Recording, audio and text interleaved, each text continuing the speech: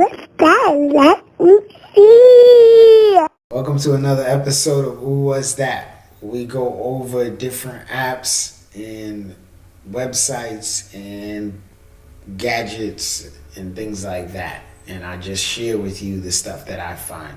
Today we're going to go over Voyager. It is a decentralized app for trading, buying and selling cryptocurrency and transfers. So this is a two-part video though. This part right here is going to be the free part that's up on YouTube, and I'm just going to explain the app and kind of like how it works and whatnot. And if you want the other part, it's going to be on Hyper.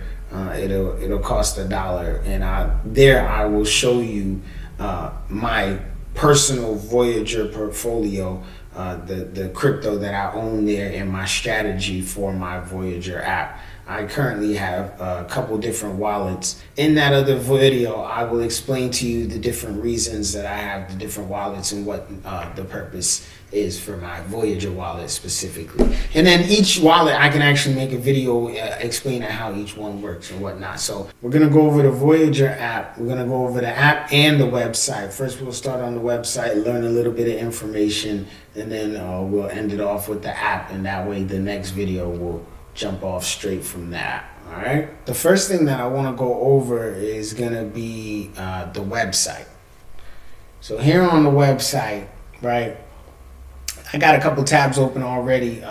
First, we could see them on Twitter, where the social media, you see they got a lot of followers, a lot of people. I have been waiting. There's been a couple problems with the Voyager app. There's a lot of waiting, a lot of problems with the transfer in money, transfer out money, especially when it comes to them taking the money. I remember in the beginning, I waited like eight days, almost 2 weeks before they actually pulled the money out of my banking account and put it in the Voyager app. But when I clicked deposit in the Voyager app, it instantly gave me the money that I requested. So that was pretty dope. I like that.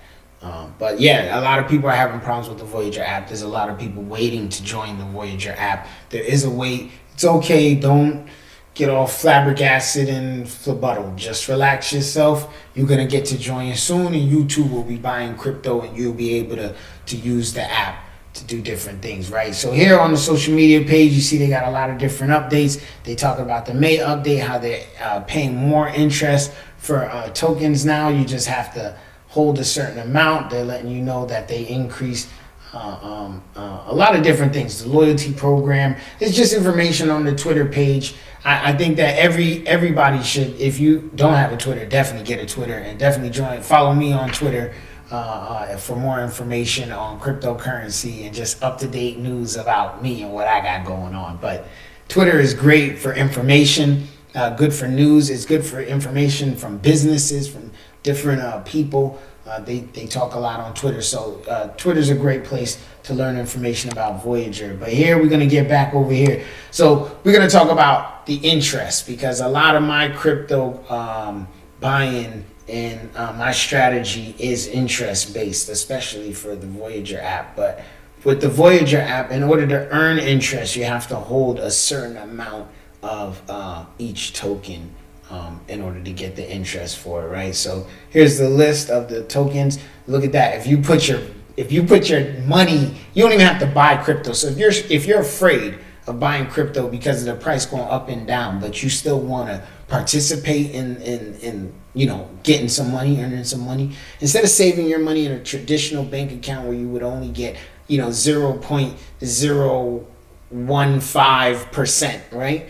Why not hold your $1,000 in this Voyager account where you would get 9%, and all you need is $100? You know what I mean? Look, your Bitcoin is making you more Bitcoin. So if you hold Bitcoin in Coinbase, they don't pay no interest for the Bitcoin there. I have a little bit of Bitcoin in my Coinbase, but I also have a majority of my Bitcoin is in my Voyager account because of this right here, the fact that they pay me to have the Bitcoin there. My Ether, majority of my Ether is here in Voyager. Polkadot, Voyager token. I just recently obtained 500 Voyager tokens, and I personally am not trying to sell it. Actually, I have like 530, something like that. So my thing is, once it goes way up in price, I'm gonna sell the 30. I'm gonna keep the 500 because you need it for the loyalty program, in which case we're gonna go over next. But this is on the website. You can go over the different tokens that pay you for having it there. You know what I mean? So make sure you go over this first before you buy any tokens. That way you know, okay, I need this amount in order to let my money be making me money, because that's the ultimate goal, right? So here's a loyalty program. This shows you how many tokens you actually have to have in order to receive the benefits of the Voyager app. So the Voyager app naturally has benefits all on its own. The interest you're going to make just for having the bare minimum. But if you want added interest, if you want added benefit, if you got a lot of money in Voyager, like you going heavy, you going hard, then you're going to want to hold at least 500 Voyager tokens so you can get the benefit. Right here, look at this. Not the refer a friend, withdrawal fee savings, right? That's my biggest thing right there. That's what I want. I want the withdrawal fee savings. I want the interest booster. You know what I mean? I was gonna try to get the 5,000 tokens, but that's a lot of money. You know what I mean? So I stick to my 500 and ride out my little, my little benefits that I got here, right? So that's the loyalty program. A lot of people watching this probably didn't have the original token that was for the Voyager token. There was a token before VGX, and so they're just on this page, they're explaining how you can trade in that earlier token so that you can now get some VGX. So we went over the loyalty, we went over the interest, and this is the website again. But from here, there's another thing that I wanted to show you guys about the Voyager app before we go into the app, right? So here, transfers. Now remember, the thing about cryptocurrency is you want to secure your crypto. So you don't really want to hold your crypto on a website on the internet, because it can be hacked. Anybody can hack Coinbase, and now they can steal your Bitcoin, right? So, or especially if you're looking to hold your crypto for long term, you're gonna want to put it in a wallet. You're gonna want to get it off of these exchanges. You're gonna want to get it off of the internet and have it like on a hard wallet, which is basically like holding paper money. Nobody can steal your paper money unless they physically hold your paper money. So if you have a hard wallet, no one can steal your crypto unless they have your hard wallet in their hand. You know what I mean? So that's something to look into. A hard wallet, Trezor, they got the Ledger. There's a lot of different ones. I think I could leave a referral link for Trezor in the description below. You could use my link, and I don't know, maybe you get something. I don't know, but all the links are in the description below.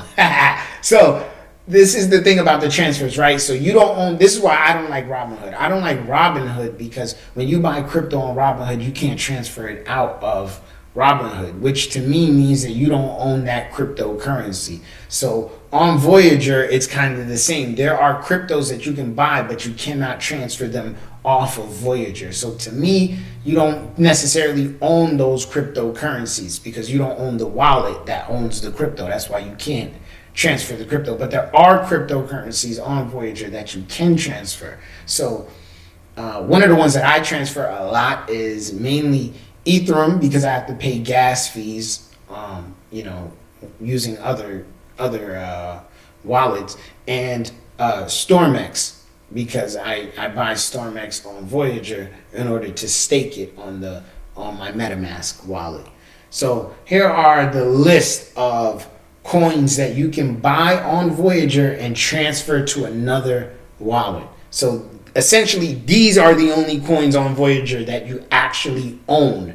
Any other coin other than these, you don't really own them. It's just like when you buy them on Robinhood. I mean, you own it, but you don't really own it. At any time they could be like, well, we're shutting down and these are our coins. You know what I'm saying? You either sell them or, they're ours, and that's it.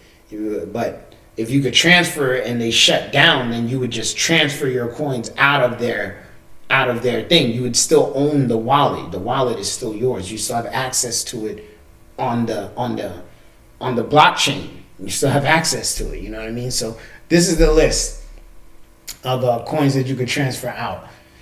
transfer out and transfer in.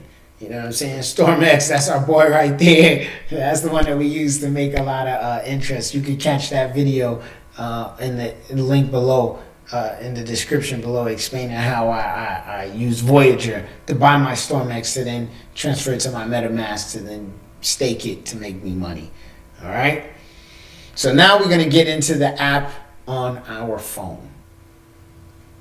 All right. So now we are going to look at the Voyager app on our phone. Like I said, I have a lot of different wallets that I use in order to do different things. Trust Wallet, MetaMask, Binance USA, Exodus Wallet, which is the Coinbase wallet, and Coinbase. Because Coinbase is a website, but it's not a wallet. So when it's an exchange, but it's not a wallet. And then Voyager. So let's go into the Voyager.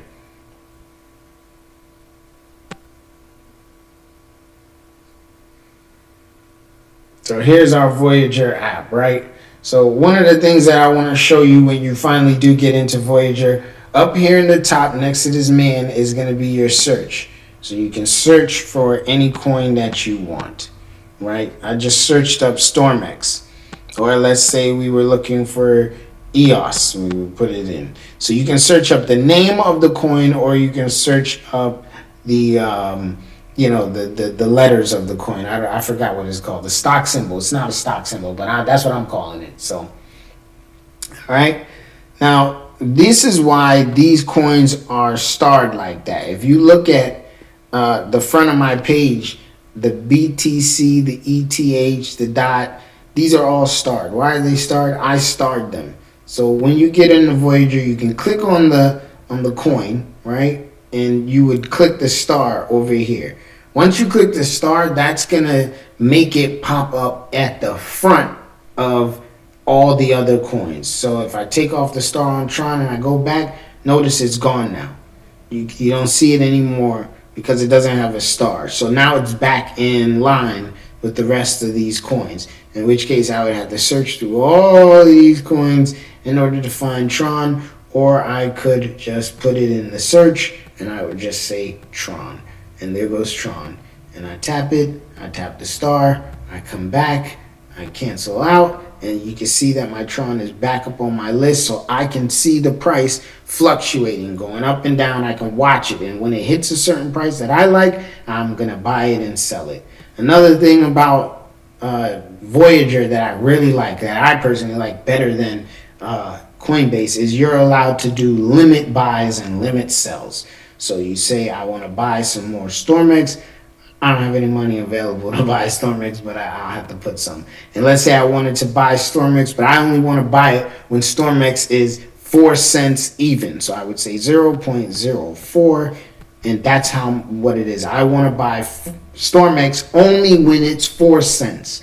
And let's say I had $20, I would put that in $20. I want to spend my $20 on StormX only when it's 4 cents, and that'll give me 500 StormX tokens. And we can see that the price of StormX right now is 4734, which is basically, if you rounded it, it would be rounded up to 5 cents, basically. So it's something that I like about StormX. If you don't want to do the limit buys and limit sells, you would just put it in right here. You say, I want to buy $20 of StormX. It'll give me 422 StormX at the price of 0.04734. All right. And that is, how would we have known that too? You have to look at the bid and the ask. The asking price is always going to be what you're going to pay when you buy any type of token on Voyager, and the bid price is just going to be what you would, sell it for on Voyager. But those are the main things about the Voyager app that I like. And and then the other thing was the transfer. So if you wanted to send out the token or receive the token, you're going to press transfer. Of course, withdraw is you sending it out. That's us sending it to our MetaMask or depositing it. But with StormX, you have to pay about 486 StormX tokens. You have to pay in order to send any amount of StormX out of the Voyager app. So that's the cost of it. So I don't suggest you send out your StormX until you got maybe 2,000, 3,000 StormX tokens, right? So I own 400 right now. I'm actually gonna I'm looking to buy about another 10,000 is really what I was thinking about buying, because currently I have 10,000 StormX tokens, right? So that's what I wanted to show about the Voyager app. Those are the basics. If you want to know more about the Voyager app and about my personal portfolio and what I'm doing and how I'm doing it, then yeah, you're gonna have to check me out on Hyper. All right, hyper.com, and the link is in the description below. All the links are in the description, so you can check me out on any of my social media platforms. Check me out on Hyper. You see exclusive videos on Hyper. That's where they're gonna be at. All my exclusive content. If you want to know more about me, then that's where you're gonna get that information. Other than that, man, thank you for watching another episode of Who Was That? And let's all remember that we all out here trying to do the same thing. Just be happy and survive. Now stay blessed.